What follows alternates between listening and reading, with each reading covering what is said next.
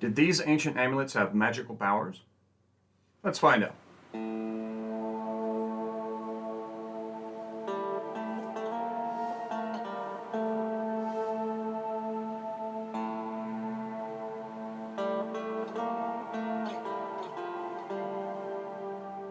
I'm archaeologist Dr. Brad Hafford, and today I'm talking about ancient amulets from Mesopotamia.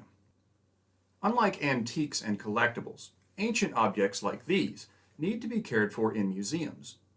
As part of World Heritage, we should all be able to share in viewing and thinking about them. And many museums are putting images of their collections online for just such a purpose. Even though I don't have the objects right here with me, I'll go over the available pictures of them to explain what I know and question what I don't. My work focuses on the ancient Near East, and so the artifacts that I cover will primarily come from that area. Today's objects come from the ancient city of Ur, a site I know very well as I'm currently the field director there. Every artifact excavated at the site now remains in Iraq, but these were excavated in the 1920s, when half of the artifacts went to the excavating institutions.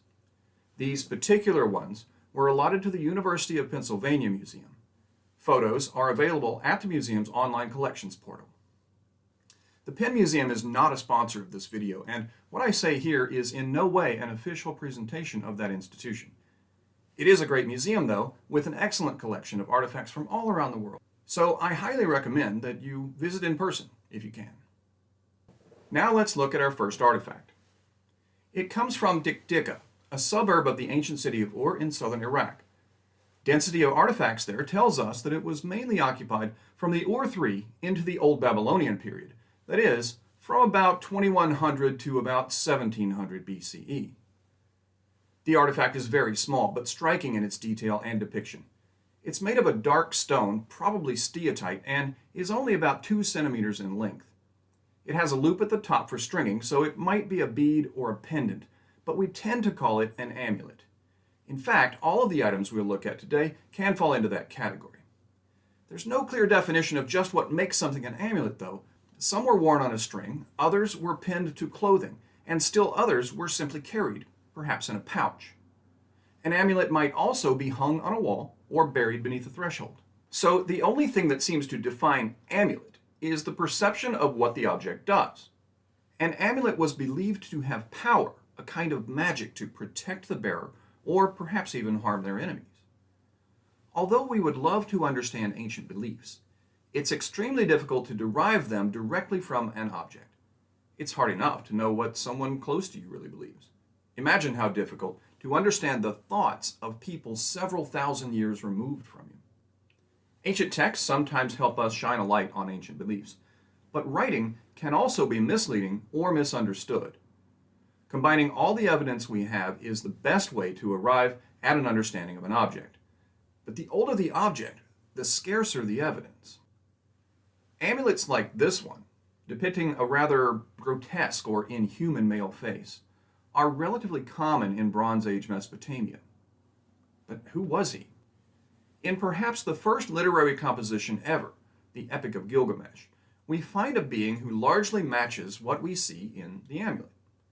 His name was Humbaba, or Huwawa, depending on how we translate it, and he was a giant or a monster who was the guardian of the cedar forest. In the story, he was slain by Gilgamesh and Enkidu, who then took the cedar wood in a kind of early colonialist power play. There are different versions of the story, but most describe Humbaba as hideous. Some accounts claim that his face was made up of twisted entrails. Look closely at this tiny representation of his giant face. It has many lines radiating out from the mouth that might represent intestines. But even if they don't, it's pretty clear that this carving was not meant to represent a typical human, but rather a fantastical or supernatural being, and Humbaba is the most likely candidate. But why immortalize such an unusual and potentially evil character? There is and has been a long-held belief in many cultures that the depiction of a known or conquered evil could drive away active or unconquered ones. The defeated monster in this case, Humbaba, was probably thought to be able to frighten away other ills and protect the bearer. The ancient Greeks had a very similar myth of a defeated monster, the Gorgon Medusa, whose severed head could be used to turn others to stone. More interestingly, for the protective magic angle, the Medusa head image was also found on Athena's shield, known as the Aegis. This shield protected the goddess, and we still use the term under the Aegis to mean protected by. The overall look of this steatite Humbaba, with its large eyes, deep wriggling intestine lines, and large nose, is rather frightening, and so the idea of scaring away other evils seems maybe not too crazy, like a supernatural guard dog burying its fangs. It's also relatively common to find clay versions of the Humbaba face in the Isan-Larsa and Old Babylonian periods. This one was found once again just outside Ur at the trading and manufacturing suburb of Diktiga. Many items like this were found here, and they may actually have been making them here. This version has large eyes, similar to the steatite one, and there are indications of folds of skin or perhaps intestines around the face. They surround a grimace that stretches in a straight line sternly across the face. An indication of furrowed brow and the hollowed pupils gives the eyes their sinister, glaring feel, as if staring down any would-be invader, natural or supernatural. Clay versions like this are often called masks, even though they aren't large enough to have been worn on a human face. They are larger than the stone ones that were often carried or worn as jewelry. They sometimes have holes in the side for stringing, as if to put on a face, but instead of being worn by anyone in the past, most scholars believe that they were hung on walls, particularly south-facing walls. This was due to a belief that the hot south wind carried with it disease and other ills. The Humbaba face could, in the minds of the Mesopotamians, frighten away the evil spirits blown on that wind. Similar myths of particular winds bearing ill fate are found in many parts of the world today. Well, now let's look at another version of this type of amulet. To me, this one looks very much like the Joker of the DC franchise, Batman. He has an enormous chin supporting an inhuman grin that stretches well beyond normal boundaries. The eyes and nose are somewhat more comical than the last depiction, and we don't see hints of facial intestine folding. But even today, many people find clowns scary. The blue color adds to the oddity. It's made of lapis lazuli, a semi-precious blue stone that was traded into southern Iraq from faraway Afghanistan. The distance of travel made it an expensive material, and so perhaps this particular amulet was utilized by a more well-to-do person. My final example also comes from Ur, but it dates about 1,000 years later. It was found in the Neo-Babylonian levels of the building known as the Nunmah. Originally, this was a storage building for sacred items, but it was turned into a temple in the Neo-Babylonian period around 600 BCE. Again, we see large eyes and lines on the face. This time, though, the nose is a bit pig-like, and the grimace is stylized with horizontal lines, while the chin is narrow. This is a very small representation, only about 1.5 centimeters, and made of carnelian, a red-orange semi-precious stone probably traded in from India, Pakistan. The later date and somewhat different iconography of this representation means that it is probably not meant to show Humbaba, but rather Pazuzu.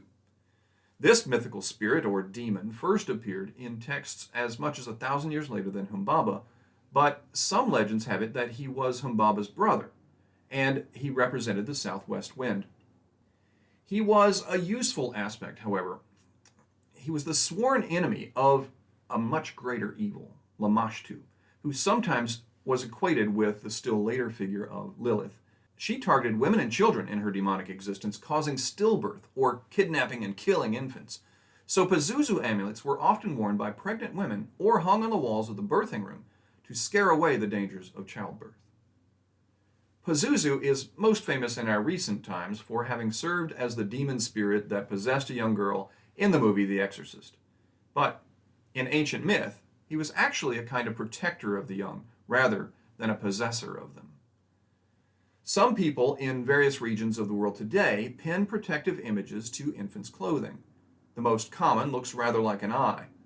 And some people call it an evil eye, but the eye itself is not evil, rather it is meant to ward off evil. So, did these amulets have magical powers? Well, many people believed they did, and even if they had no supernatural power, they helped in a way. An amulet can't directly protect us from harm, but we might feel safer and thus face a difficult time or a painful event with more confidence than otherwise when we have such a totem or amulet. I hope you enjoyed looking at these artifacts with me. I'm Dr. Brad Hafford. Join me again.